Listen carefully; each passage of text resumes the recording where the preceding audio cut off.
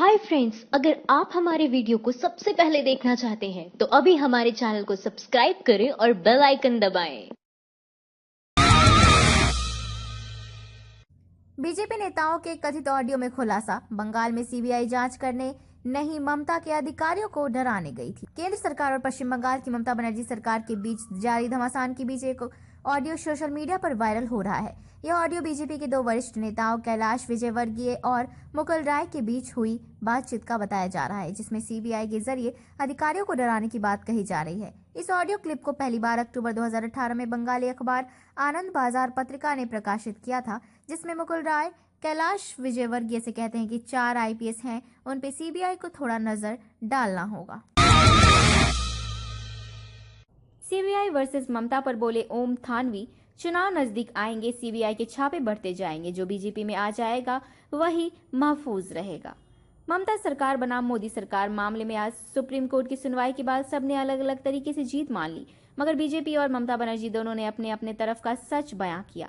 मगर सच ये है, कोर्ट ने दोनों पक्षों को अपने तरीके से समझाने की कोशिश की है और अगली सुनवाई तक ये भी साफ कर दिया है, कोलकाता कमिश्नर को गिरफ्तार नहीं किया जा सकता, मगर उनसे पूछताछ भी होनी चाहिए। सीबीआई वर्सेस ममता। बीजेपी सांसद शत्रुघ्न सिन्हा ने बंगाल और सुप्रीम कोर्ट को किया सैल्यूट, कहा सत्यमेव जयते। पश्चिम बंगाल में चल रहे ममता बनर्जी वर्सेस मोदी विवाद में ममता का सीबीआई के आगे न झुकना और कमिश्नर राजीव कुमार को गिरफ्तारी का आदेश सुप्रीम कोर्ट द्वारा न देने पर भाजपा नेता और पूर्व केंद्रीय मंत्री शत्रुघ्न सिन्हा ने पश्चिम बंगाल और सुप्रीम कोर्ट का सैल्यूट किया है। बागी भाजपा नेता शत्रुघ्न सिन्हा ने ट्विटर पर लिखा, भारत और बंगाल के लोगों को मेरा सैल्यूट, न्यायपालिका और सुप्रीम कोर्ट को मेरा सैल्यूट। यह प्रतिशोध की राजनीति करने और कराने वाले लोगों के लिए बड़ा सबक है। सत्यमेव जयते। उम्मीद हुआ, दुआ और आशा है कि सत्य की हमेशा जीत होगी। सीएम योगी ने मुजफ्फरनगर दंगों के आरोपियों को माफ करने के लिए दिए आदेश। लोग बोले, एक दंगाई सीएम से और क्या उम्मीद करें। उत्तर प्रदेश के मुख्यमंत्री योगी आदित्यनाथ ने खुद को दंगे के आरोपों से मुक्त करने के बाद अब 2013 में हुए मुजफ्फरनगर दंगों के आरोपियों को बचाने का फैसला किया है। उन्होंने मुजफ्फरनगर दंगों के 100 आरोपियों के खिलाफ दर्ज 38 मामलों को वापस लेने का आदेश दिया है। खबर के मुताबिक योगी सरकार चाहती है कि दंगों में शामिल केसों में से 38 केसों को हटाया जाए और इसके लिए सरकार ने आदेश दिया है। एमपी में गो हत्या करने वालों पर लगा एनएसए, तो राजदीप बोले, जिन्होंने गाय के नाम पर नफरत और हत्या की, उनका क्या। मध्य प्रदेश में गो हत्या करने वाले 3 आरोपियों पर राष्ट्रीय सुरक्षा कानून तहत कार्रवाई की गई है। यह पहला मौका है जब राज्य सरकार बदलते ही गोवंश की हत्या से सांप्रदायिक सद्भाव बिगड़ने वालों पर इस तरह का एक्शन लिया है। इस मामले में 3 भाइयों को गिरफ्तार कर और उन पर एनएसए लगाया गया है। दरअसल पिछले शुक्रवार मध्य प्रदेश के खरखाली गांव में गोहत्या के मामलों में 2 आरोपियों को शुक्रवार को पकड़ा गया था, वहीं तीसरा आरोपी 2 दिन बाद पकड़ा गया था।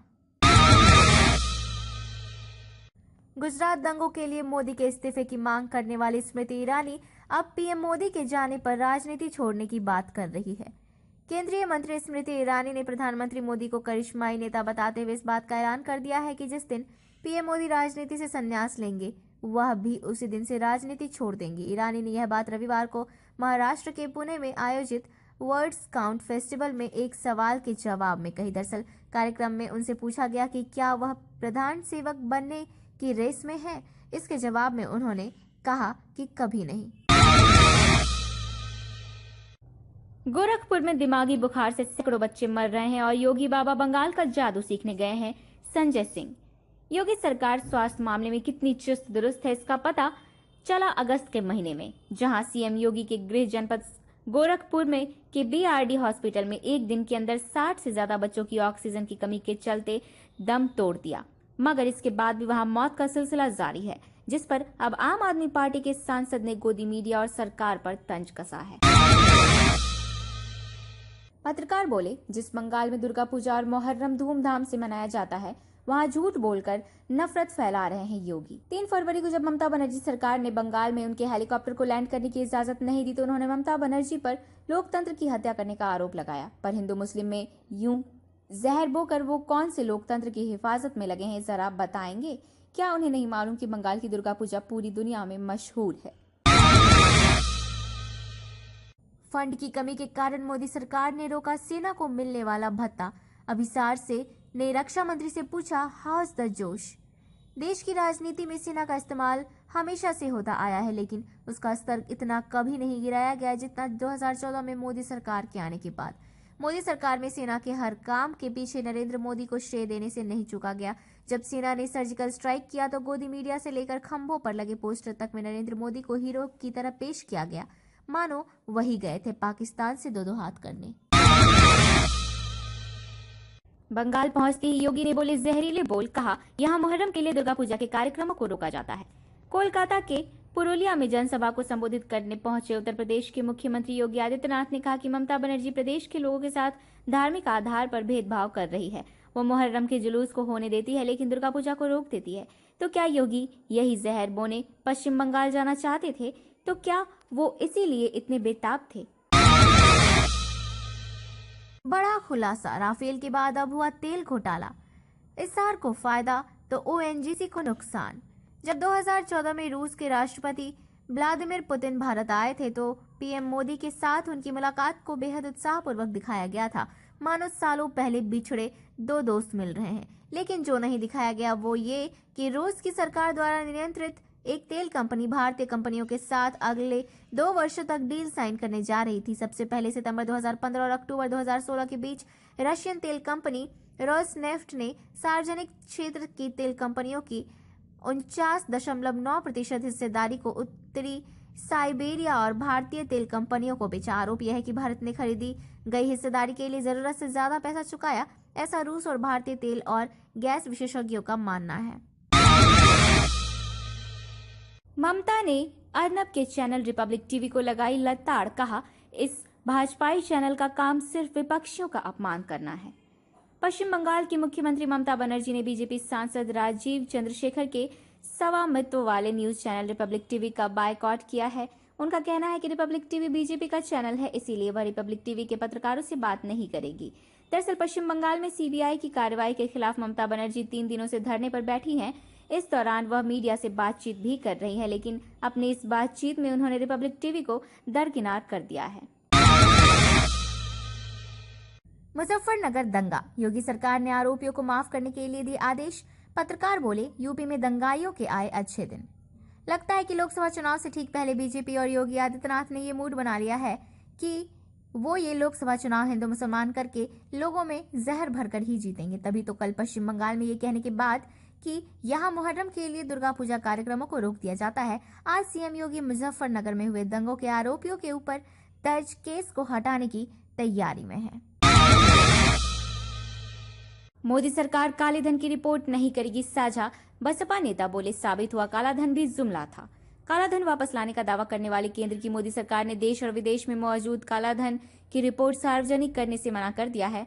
आरटीआई के तहत सरकार से काला धन पर उन रिपोर्ट्स की जानकारी मांगी गई थी जो अलग अलग जांच एजेंसियों ने 2013-14 के दौरान सरकार को सौंपी थी। वित्त मंत्रालय का कहना है कि इन रिपोर्टों की जांच एक संसदीय समिति कर रही है। ऐसे में अगर उन्हें सार्वजनिक कर देने से संसद के विशेषाधार अधिकार का हनन होगा। बता दें कि साल 2011 में कांग्रेस की अगुवाई वाली यूपीए सरकार ने 3 एजेंसियों के साथ मिलकर काला धन पर जांच कराई थी। मोदी राज में सीबीआई का काम जांच करना नहीं, विपक्षियों को डराना और लोकतंत्र को दफनाना है, आचार्य प्रमोद। लोकसभा चुनाव से पहले जिस तरह से सीबीआई ने विपक्षी नेताओं के खिलाफ कार्रवाई तेज की है, उसको लेकर सवाल उठाए जा रहे हैं। विपक्षी नेताओं से लेकर कई पत्रकारों और समाज सेवियों का मानना है कि चुनावों से पहले केंद्र की मोदी सरकार अपने विरोधियों को डराने के लिए सीबीआई का दुरुपयोग कर रही है। आध्यात्मिक गुरु आचार्य प्रमोद ने भी सीबीआई की हालिया कार्रवाई को दुर्भावना से परिपूर्ण बताया है। मोदी राज में युवाओं के आए बुरे दिन, 14 सफाई कर्मी पदों के लिए 4600 एमबीए और इंजीनियरों ने किया आवेदन। नरेंद्र मोदी ने 2014 के लोकसभा चुनाव के दौरान अपनी रैलियों में चीख कर ये वादा किया था कि सत्ता में आने से पहले हर साल उनकी सरकार 2 करोड़ लोगों को रोजगार देगी, लेकिन असल में सच्चाई इससे कोसों दूर है। अगर देश में बेरोजगारी का आलम समझना है तो चलिए तमिलनाडु का रुख करते हैं।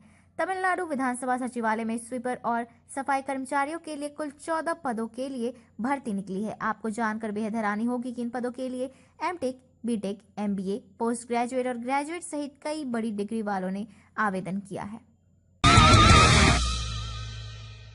यूपी में पीएचडी होल्डर्स ने किया चपरासी बनने के लिए आवेदन। राहुल बोले, योगी राज में न किसानों को सही दाम न युवाओं को सही काम। साल 2016 से लेकर अगस्त 2018 तक उत्तर प्रदेश में नए बेरोजगारों की तादाद 9 लाख तक पहुंच गई है। लेकिन सूबे के मुखिया योगी आदित्यनाथ को बेरोजगारी की समस्या पर ध्यान देने के बजाय हिंदू मुसलमान गाय, दुर्गा पूजा, मुहर्रम, अली बजरंग बली करने में ज्यादा मजा आता है। सीएम योगी आदित्यनाथ कल पश्चिम बंगाल में हिंदू मुसलमान कर रहे थे और आज उनकी सरकार ने मुजफ्फरनगर दंगों के 38 आरोपियों से केस हटाने का आदेश दिया है। सृजन घोटाले में सीबीआई से बचने के लिए नीतीश कुमार बीजेपी के साथ हो गए, लेकिन कब तक बचेंगे? तेजस्वी यादव। पश्चिम बंगाल की मुख्यमंत्री ममता बनर्जी सीबीआई से जिस तरह लोहा ले रही है, उसको देखते हुए आरजेडी नेता और बिहार के पूर्व उप मुख्यमंत्री तेजस्वी यादव ने सीएम नीतीश कुमार पर हमला बोला है। तेजस्वी ने कहा कि नीतीश कुमार सीबीआई से बचने के लिए बीजेपी के पाले में गए हैं, उन्हें ममता बनर्जी से सीखना चाहिए। माइंड द न्यूज रूम की रिपोर्ट। Thank you for watching our video. अगर आपको हमारी वीडियो पसंद आई हो तो इसे लाइक जरूर करें और हमारे चैनल को सब्सक्राइब करना ना भूलें।